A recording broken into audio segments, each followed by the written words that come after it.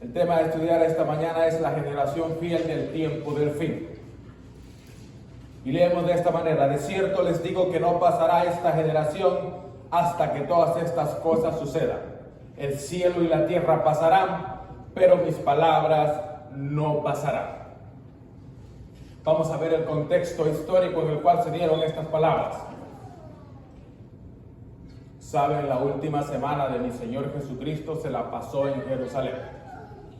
La última semana de mi Señor Jesucristo está cargada de grandes eventos. Mucho se escribió en los evangelios acerca de la última semana que nuestro Señor Jesucristo vivió, desde ese domingo de Ramos hasta el viernes que fue crucificado.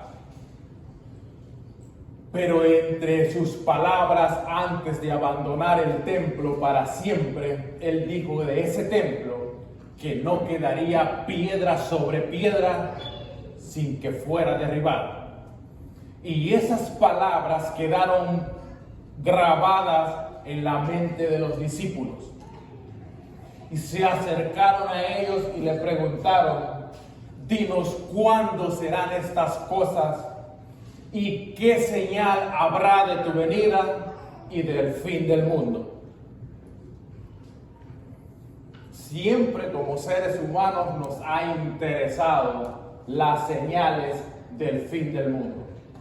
Cuando yo estaba pequeño me recordaba que ya escuchaba predicaciones y decían por aquellos entonces: el mundo se va a acabar en el año 2000. Y yo hacía cuenta y decía que 25 años iba a tener yo en el año 2000. Yo no quería morir joven. Yo estaba pequeño, no conocía la palabra de Dios, pero yo escuchaba rumores que la gente decía que el mundo se iba a acabar en el año 2000 o que algo sorprendente iba a pasar en el año 2000. El año 2000 pasó y estamos en el año 2022. Pero muchas cosas se han venido viendo en los últimos 40 años, por decirlo así. Muchos acontecimientos que deberían de llamar la atención a cada uno de nosotros. Muchas cosas en las cuales nosotros podemos decir verdaderamente estamos viviendo en tiempos en los cuales nuestro Señor Jesucristo pronto aparecerá en las nubes de los cielos. Y como los apóstoles se acercaron a mi Señor Jesucristo y le dijeron: dinos qué señal habrá de tu venida y del fin del mundo, yo me acerco confiadamente hoy a mi Señor Jesucristo y voy a su palabra y digo: Señor, dime, ¿qué señal habrá de tu venida y del fin del mundo? Por cierto, el ser llamados adventistas del séptimo día es porque somos el pueblo que espera a nuestro Señor Jesucristo viniendo en las nubes de los cielos. Y para los que son visitas, déjenme decirles que es un gran privilegio, un gran honor de parte de Dios formar parte de este pueblo. Que el Espíritu Santo te haya llamado a ti a formar parte de este pueblo fiel de los últimos días es para sentirme yo honrado delante del cielo. Es un honor, un gusto ser siervos de nuestro Señor Jesucristo. Si tú tienes hambre y si tú tienes sed de escuchar palabra de Dios, estás en el lugar adecuado. Y espero que tu hambre y tu sed puedan ser saciadas, como lo fueron un día en mí. Un día mi alma sintió sed, sintió hambre de palabra de Dios y pude ser satisfecho a través de ella. El Espíritu Santo obró en mí para sustentarme. Y hoy puedo decirte a manera de testimonio que soy sustento, que soy lleno, que me regocijo en la palabra de Dios, que me gusta, que me enamora, que me encanta, me llena de sabiduría e inteligencia todos los días y que me gozo en ella. Es ella mi alimento. Y pregunto a ti, ¿es ella para ti tu alimento? Porque tu pobreza espiritual algunas veces consta o reside en ello, en que has abandonado la palabra de Dios, has abandonado el estudio de la palabra de Dios. Mantente vigilante. Y para aquellos que se acercan a mi Señor Jesucristo, manténganse también vigilantes en el estudio de la palabra de Dios. Si quieres ser cristiano, haz lo que se necesita para ser cristiano. Si has decidido seguir a mi Señor Jesucristo, toma su nombre y haz aquello que se te pide que hagas como cristiano. No puedes ser cristiano si has abandonado el estudio de su palabra. No puedes ser cristiano si no oras todos los días. No puedes tomar el cristiano a manera de moda. No puedes tomar el cristiano a manera de juego. El cristianismo es para tomarlo seriamente y se espera que los principios del cristianismo se manifiesten en ti por medio de la gracia de mi Señor Jesucristo. Siéntete feliz porque estás delante de la presencia de Dios. No puede pasar un sábado tras otro sábado y que yo no sienta que haya crecimiento en mí. Debe de haber un crecimiento constante. La santificación es el proceso de obediencia de todos los días. Todos los días yo obedezco, pero para muchos la obediencia ha sido como una medicina amarga. Saben que es buena, pero no la quieren tomar. Para muchos eso ha sido la obediencia. Y reniegan y excusa tras excusa y seguimos acá. Pero muchos nos aferramos a no ser obedientes o a ser obedientes en parte. Es tiempo que nosotros tomemos una decisión. Como Josué un tiempo dice, yo y mi casa serviremos a Jehová.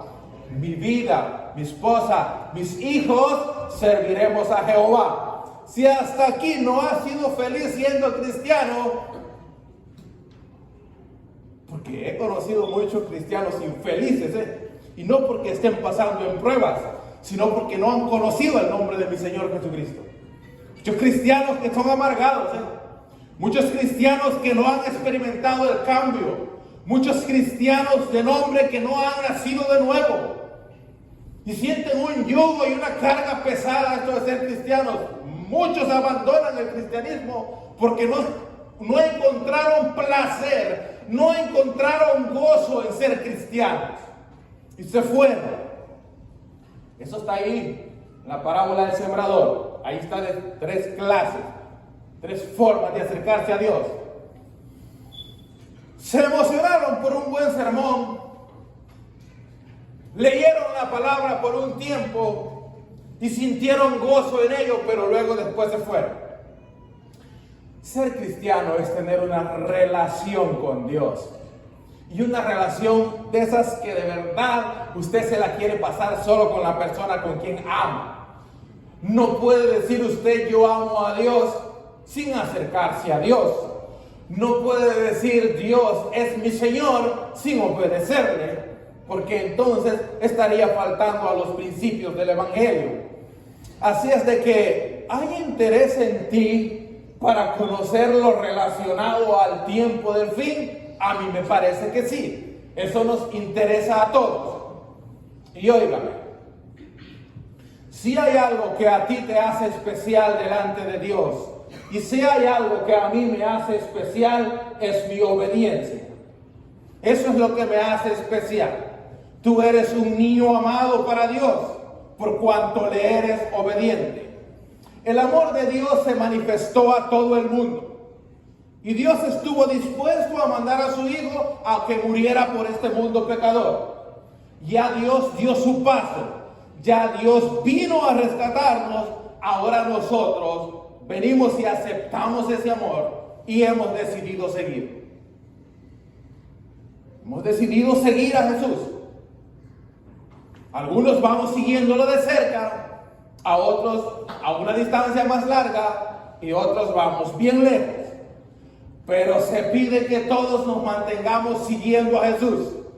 No lo perdamos de vista, porque necesitamos conocer lo que Jesús está a punto de hacer. Y es que Jesucristo tiene un ministerio intercesor allá en los cielos. Y mientras que su ministerio intercesor esté allá, yo puedo ir confiadamente, dice el apóstol Pablo, a ese trono de la gracia y pedir misericordia. Sabe que yo necesito de Dios todos los días. Este corazón necesita de Dios todos los días. Pregunto, ¿tu corazón necesita de Dios todos los días? ¿Nunca te sientes vago? Algunas veces te sientes distraído, algunas veces te sientes apesumbrado. Muchas veces no te has sentido triste y no sabes ni por qué. Muchas veces te sientes desesperado y no sabes ni por qué. Porque tu alma necesita de Dios. Tu corazón necesita de Dios. Yo te digo, ve a Dios todos los días. Conoce a Dios. Conócelo todos los días. Dios nos hizo y Él sabe cuál es la manera como nosotros podemos llegar a ser felices. Dios conoce el caso de cada uno de los que aquí están. Dios sabe la necesidad que cada uno aquí tiene. Y Dios sabe lo que tú esperas de Él hoy. No puedes irte de delante de la presencia de Dios sin ser bendecido. Dale todo lo que tengas a Dios. Como aquella viuda en aquella ocasión se acercó y depositó lo último que tenía porque apostó por Dios. Apuesta tú por Dios y entrégale todo lo que tienes. Si aún hay algo que te ata al mundo, entrégaselo a Dios y corta esto. Porque necesitamos ser felices en Dios.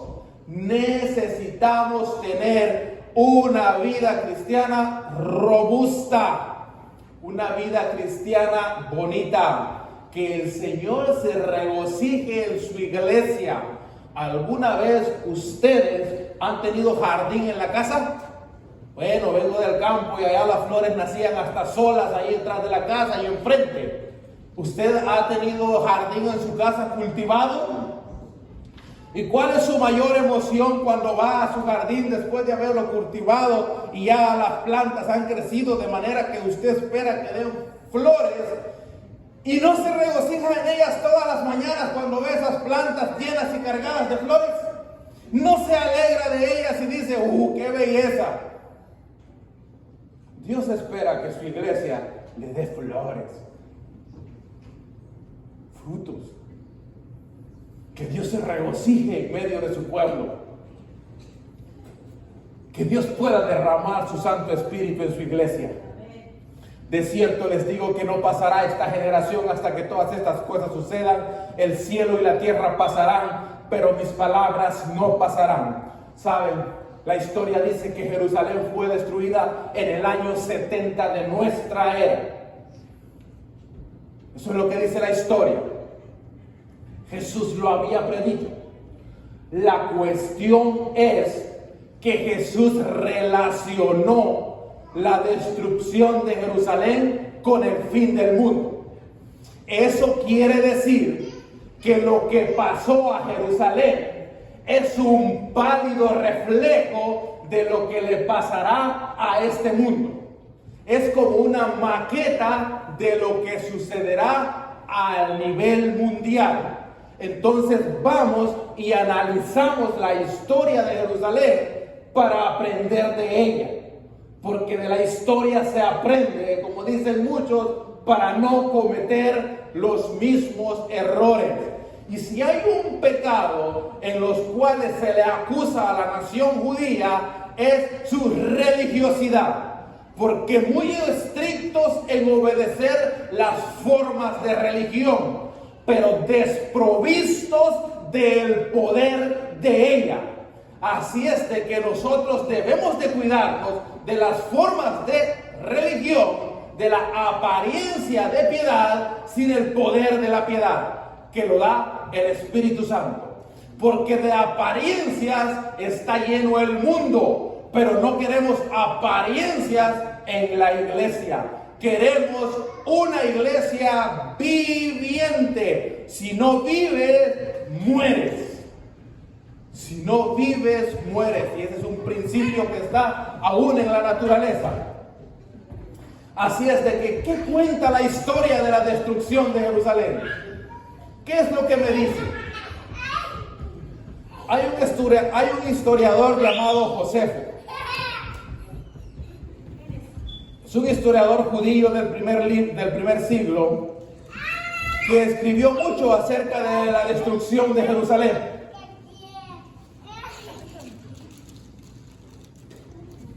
¿Saben? Cuando Jesucristo murió en la cruz y cuando Él dijo, hecho es, una de las primeras cosas es que el templo se rasgó. O sea que la misericordia de nuestro Dios no era más con ese pueblo.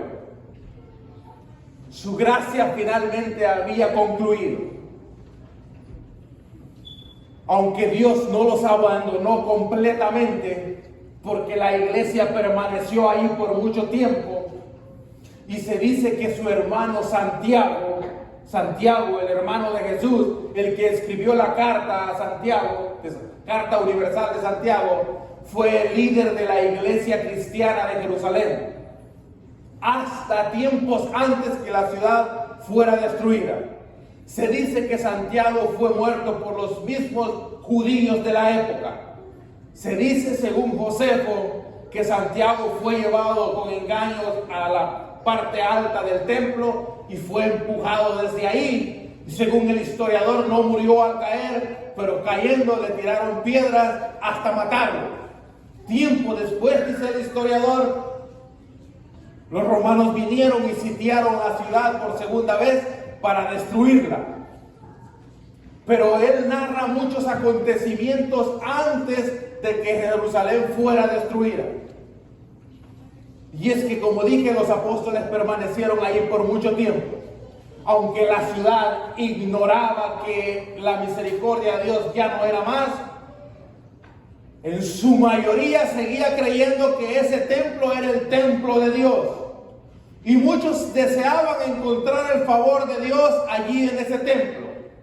Como aquel paralítico a las puertas del templo en Hechos 3, iba todos los días al templo creyendo que allí iba a encontrar la misericordia de Dios.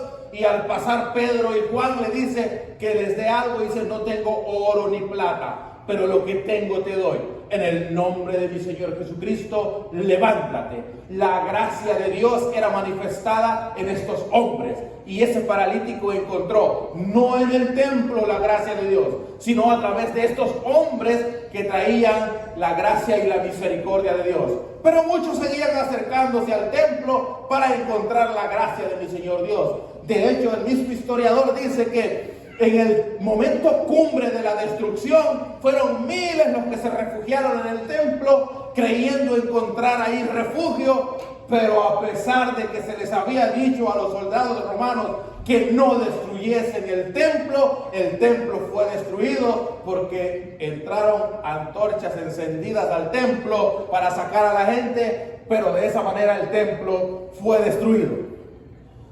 Pero Dios es un Dios misericordioso y había dado señales específicas a ese pueblo de la época. Dijo, cuando vean estas señales, váyanse, huyan. Pero Josefo, sin entender la profecía bíblica, sin comprender el mensaje de Mateo 24, escribió cosas que nos llaman a nosotros la atención. Tal parece que Josefo le da un remache o un sello a la profecía misma de mi Señor Jesucristo, como un testigo silencioso, afirmando que lo que mi Señor Jesucristo había dicho es verdad. Y en su libro de Historias para los Judíos o Guerras de los Judíos dice Josefo así, pero lo que vamos a explicar, dice, parecería un extraño prodigio si no lo explicaran los que lo presenciaron y si el sufrimiento que siguió no fuera digno de tales indicios, escribe Josefo. Así pues, antes de ponerse el sol, se pudieron ver carros y escuadrones armados en el aire por toda la región, que se movían entre las nubes circuncidando las ciudades. Según el libro de Josefo, antes que la ciudad fuera destruida, se veían carros en las nubes y apariencia de soldados en las nubes. Y Jesucristo había dicho que las nubes y los cielos habrán señales en el sol, en la luna y en los cielos. O sea que Dios le estaba hablando a la nación aún por medio de la naturaleza. Y dice: y durante la noche de la fiesta llamada de Pentecostés, cuando los sacerdotes entraban en el templo, como de costumbre, con el fin de llevar a cabo su servicio, dicen que en primer lugar oyeron tumultos y ruidos de golpes, y después una voz completa: vayámonos de acá. Dice Josefo que los que estuvieron allí comentaron esos relatos de lo que estaba pasando, y Josefo lo escribió. Pero lo que es más espantoso, dice, un hombre llamado Jesús de Anamías, en particular de oficio campesino, pues había la costumbre de que todos montaran una tienda para Dios, fue a la fiesta 4 años antes de la guerra, cuando la ciudad se hallaba en la mayor paz y esplendor. De pronto empezó a dar voces en el templo, voz de oriente, voz de los 4 vientos, voz sobre Jerusalén y el templo, voz sobre recién desposados, voz sobre todo el pueblo, y fue vociferando por todo el pueblo y sus callejones día y noche.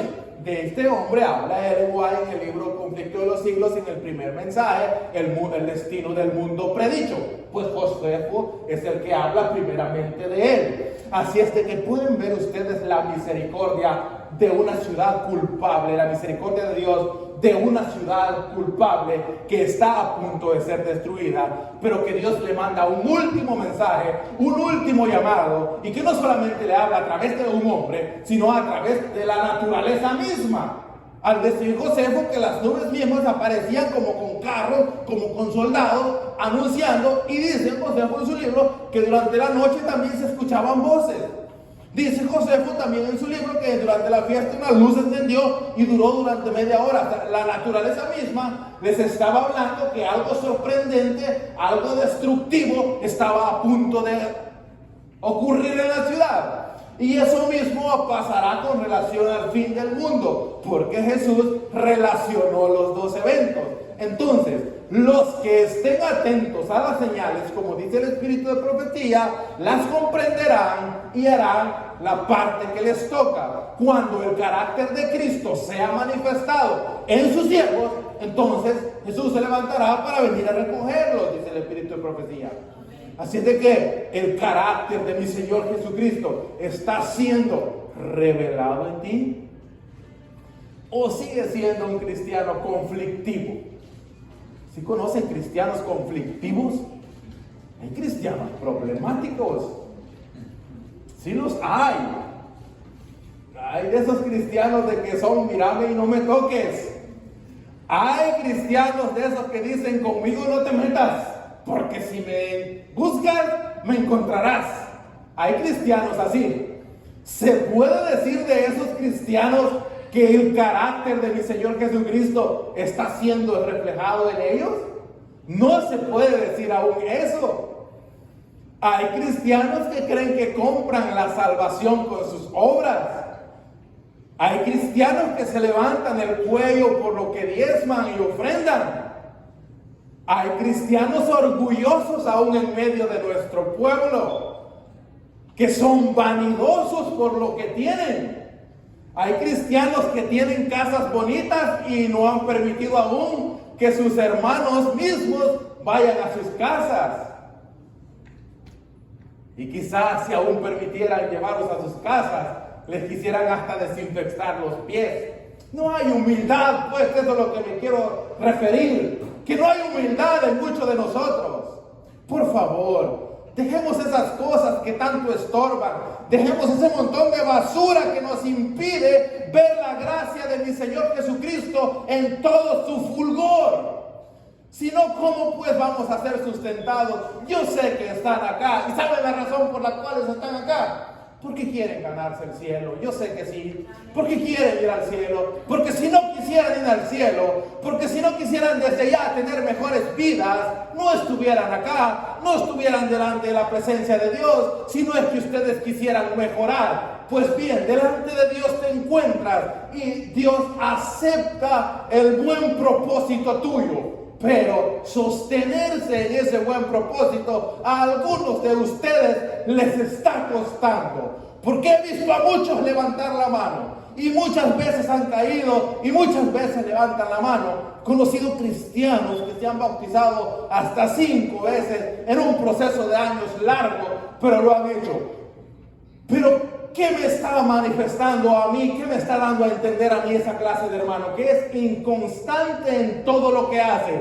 Promete un sí, y luego después abandona. Yo sugiero que es tiempo que seamos sólidos. Que si decimos lo vamos a hacer, en la gracia de mi Señor Jesucristo, lo vamos a hacer. Porque esa de no ser inconstantes nos está trayendo problemas, no solo en la vida cristiana, sino en la vida familiar. Ya su esposa está aburrido de sus promesas. Ya sus hijos están aburridos de sus promesas. Ya su marido está aburrido de sus promesas. Por favor, seamos hombres constantes, hombres de carácter firme, hombres que manifiesten autoridad con lo que hablan por sus hechos. No seamos hablar y no hacer. Hombres sólidos. Dios espera que entre su pueblo se levanten muchos Noés. Dios espera que entre su pueblo se levanten muchos Elías. Dios espera que entre su pueblo se levanten muchos Danieles.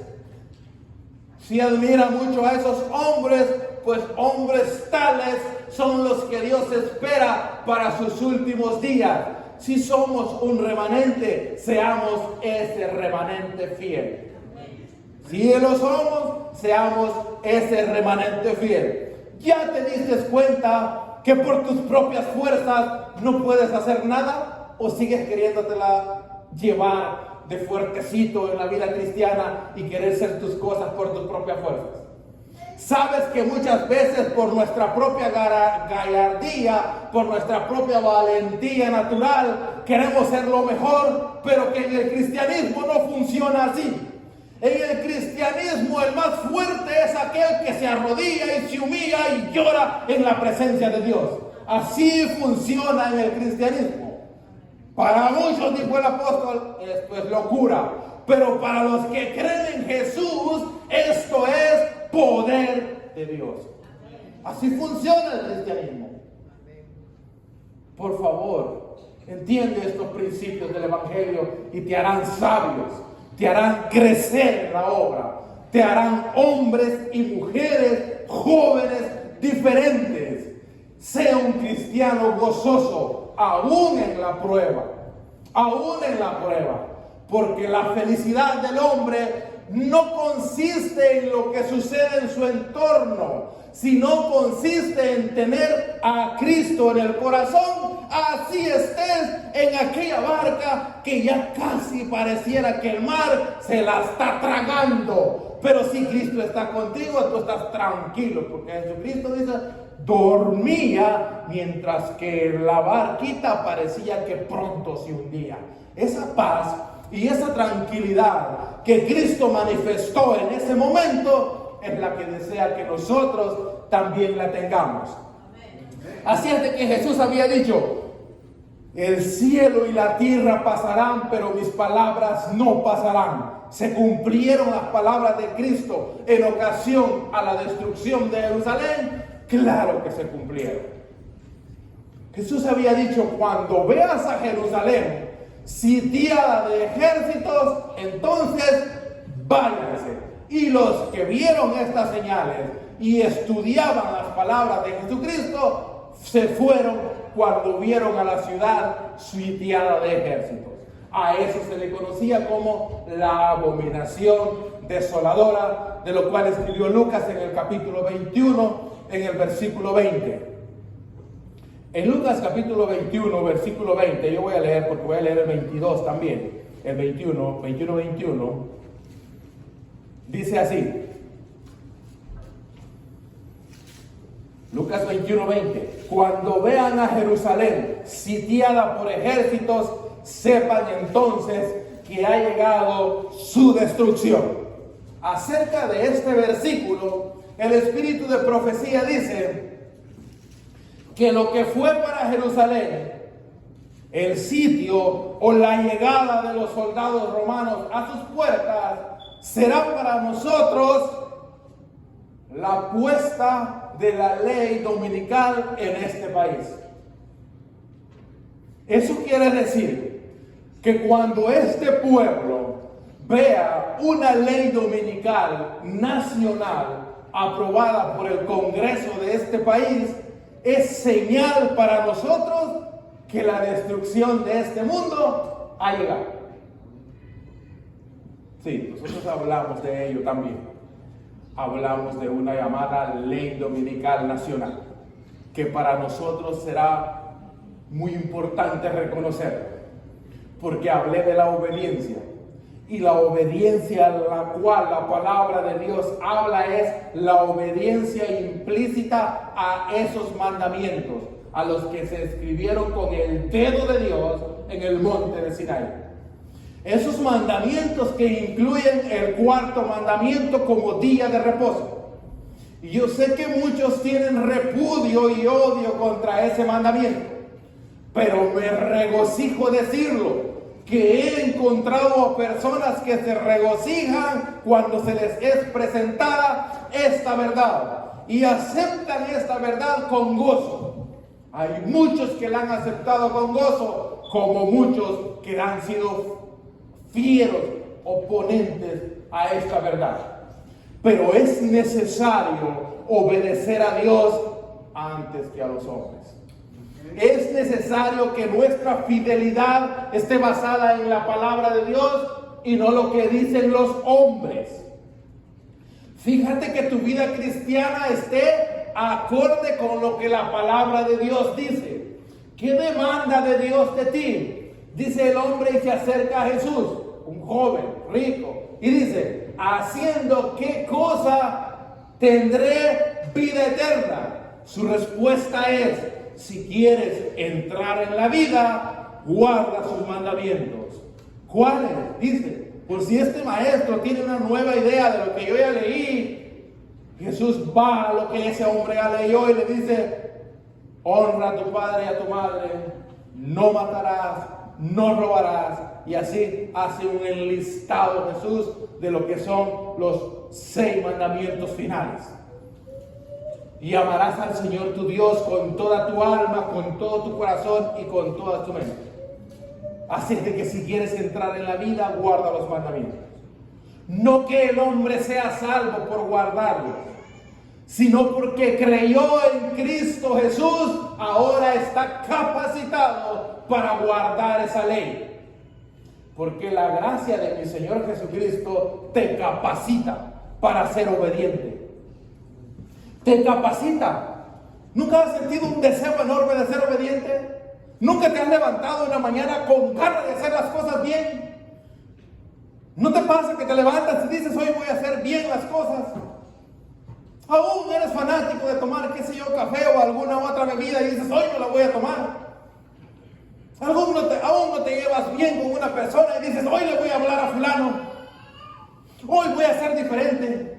Y cambia tu rostro, cambia tu actitud y empiezas a saludar a todo el mundo. ¿No te ha pasado eso que algunas veces te levantas y quieres ser verdaderamente diferente a lo que has sido hasta el día de hoy? Si te ha pasado, amén, porque la gracia de mi Señor Jesucristo está trabajando en ti. Porque a mí me ha pasado. Y algunas veces me levanto con unas ganas enormes de ser diferente, de hacerlo mejor como hasta aquí lo he venido haciendo. Y cuando eso sucede, yo entiendo que la gracia de mi Señor Jesucristo está trabajando en mí. Porque sin su gracia yo no puedo ser obediente. Sin la gracia de mi Señor Jesucristo, mis tendencias serían solamente al mal. Pero cuando la gracia de mi Señor Jesucristo está en mí, entonces es que mis actitudes, mis acciones son siempre al bien. ¿Cuántos ¿cuántos de nosotros se acercan a mi Señor Jesús todos los días y dicen, ten misericordia de mí que soy pecador? Porque si lo hacemos de esa manera y si lo hacemos con humildad, Dios no será sordo a esa oración, sino que Dios tendrá satisfacción en darte de su gracia. Dios no le dará la espalda a nadie que le está pidiendo su ayuda. Cuando dice Señor, sálvame, Dios te escucha. A muchos de nosotros Dios nos ha salvado ya y tendríamos muchos testimonios que dar con respecto. Muchos de nosotros hemos sido rescatados a un paso de la muerte por nuestro Señor Jesucristo. Dijo Jesús, mis palabras no pasarán. Y yo les digo a ustedes, nosotros así lo creemos. En el mundo actual que nosotros vivimos ahora, ya sea político, religioso o social, pareciera que hay confusión o caos en todos estos temas. Aún dice el Espíritu de Profecía, los que no son cristianos saben que algo sorprendente está a punto de pasar sobre este mundo. Y tomando las palabras de la destrucción de Jerusalén, dice, un caos más catastrófico, más tremendo de lo que vivió Jerusalén, le pasará a este mundo. Pero ¿quién hace lo bueno en este mundo? Hay más malos que buenos, ¿no? Ser malo pareciera que es más fácil que ser bueno. Porque más aún, aquel que quiere hacer el bien es acusado de que lo está haciendo mal. Y eso desanima a muchos. Porque hay unos que empiezan a caminar en la gracia de Jesús, que son bebés en Cristo y que Dios es misericordioso con ellos. Pero hay otros que en lugar de ayudarles a esos que empiezan a caminar, les dan sus empujoncitos para que se caigan. A aquel que empieza a caminar en la gracia de mi Señor Jesucristo, lo menos que podemos hacer es extenderle la mano para que siga creciendo. Y hay muchos que siguen siendo bebés, aunque tienen 10, 15 años en la iglesia, siguen siendo bebés en Cristo. No han crecido lo suficiente, pero no es por culpa de la gracia de Dios, sino es por nuestra propia negligencia, por nuestro propio descuido, porque algunos están afanados en afanes de lucro. Algunos ya se metieron en grandes proyectos terrenales. Algunos sueñan con tener la mejor casa del vecindario. Algunos sueñan con tener el mejor carro del vecindario. Algunos sueñan con ponerse las mejores ropas y andan embelesados en esas cosas y se han olvidado que lo más importante que la comida, más importante que el vestido, es la vida y la vida eterna. Eso es lo más importante. Algunos se han olvidado de ello y andan metidos en otros asuntos, en otros rollos, dice mi amigo el mexicano. Así es de que se me está durmiendo alguno, despierte. Son las 12:10. Y yo espero que la gracia de mi Señor Jesucristo haya quedado viva en el corazón de todos. Yo espero que la visita se sienta regocijada delante de la presencia de mi Señor Jesucristo. Porque yo, el siervo, ¿qué puedo hacer si el Espíritu Santo no imparte la gracia al corazón de ustedes? Yo puedo nada más hablar, pero si el Espíritu Santo no no derrama la gracia en ustedes, mis palabras no tienen poder. El poder de mis palabras consta solamente cuando el Espíritu Santo es derramado en cada uno de ustedes. Si alguno de ustedes entró aquí como tierra seca, como tierra infértil, espero que salga esponjoso. Espero que salga humedecido del poder de Dios.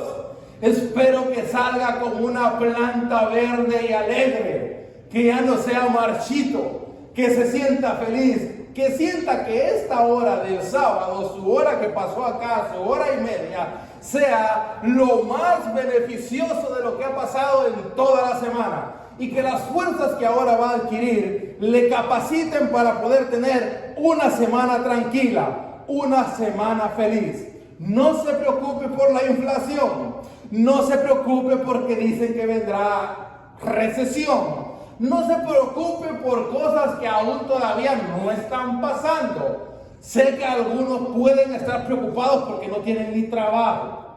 Y eso pasa, cuando uno no tiene trabajo se preocupa. Y por más que venga mi hermano, mi mamá, mi papá y diga no te preocupes, esas palabras no me son de nada, pero si me llegan y me dicen no te preocupes, si me dan un billete de a 100, ay, sí, me siento mejor. ¿Sí?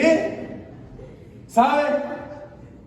Yo no tengo dinero, ni nunca me ha gustado, o sea, el amor al dinero. Yo entiendo que tengo que trabajar para ganarme el pan de cada día, y diría alguien, culpa de Adán, lo tengo que hacer yo, y lo hago contento, porque yo entendí que si barrer me toca barrer y lo voy a hacer contento. Lo hago bien y me regocijo barrer. Pero si alguien me pregunta, ¿te gusta barrer? No me gusta barrer, pero si me ponen a barrer, lo hago con buena cara y con alegría, porque sé que algo mejor vendrá más adelante.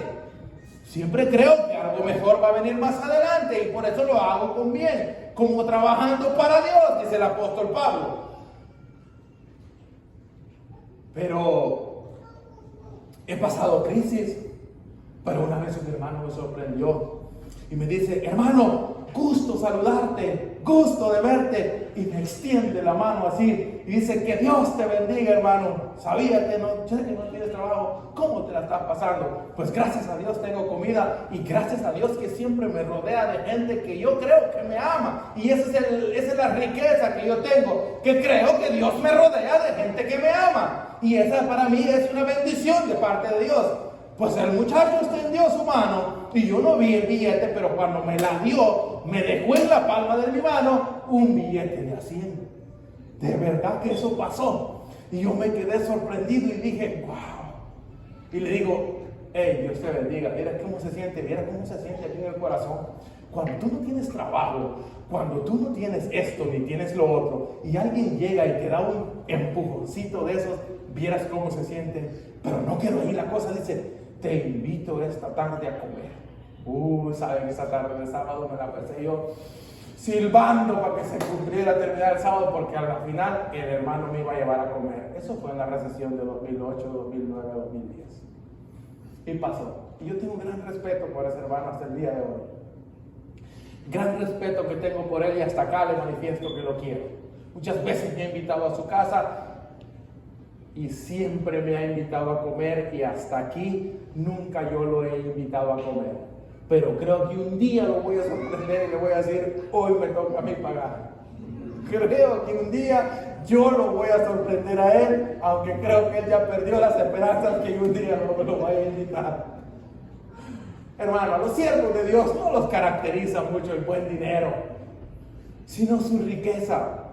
Aquel que se siente feliz con tenerme a su lado. Allá tengo un hombre que me ha invitado a comer también, Ricardo. Muchas veces me invitó a comer también, Ricardo. Así es de que platicamos mucho. Esa es la riqueza de muchos, que Dios ha puesto a las personas apropiadas en su medio para que salga adelante. Hermanos, el tiempo se me acabó y me gustaría seguir hablando, pero les digo, en el capítulo 7 del libro de Apocalipsis hay una escena en la cual 4 ángeles están sosteniendo los 4 vientos, dice. No que la tierra sea cuadrada, pero se simboliza así, como que la tierra está siendo sostenida por la misericordia de Dios, porque Satanás la quiere destruir. Pero dice que aparece otro ángel y les habla a esos 4 ángeles y les dice, no dañen la tierra, no dañen el mar, no dañen los árboles de la tierra. A mí lo que me llama la atención es esto: hasta que sean sellados en sus frentes los siervos de nuestro Dios. Eso me da a entender a mí que Dios sigue siendo paciente conmigo, que aunque me esté portando mal hasta hoy, sigue esperando que yo me arrepienta y que yo pueda ser sellado con su gracia, sellado con su espíritu. Es como que si yo escucho que estuviera diciendo el ángel, no dañen la tierra, no dañen el mar, hasta que Eric Portillo, que así se le apellido Portillo, que dijeron Castillo, hasta que Eric Portillo sea sellado en su frente. No dañes la tierra y el mar, dice el ángel, hasta que la iglesia de Ágape sea sellada en sus frentes. Eso es bondad, eso es misericordia de parte de mi Dios. ¿Sí? Que Dios me los bendiga y que tengan una bonita tarde de sábado.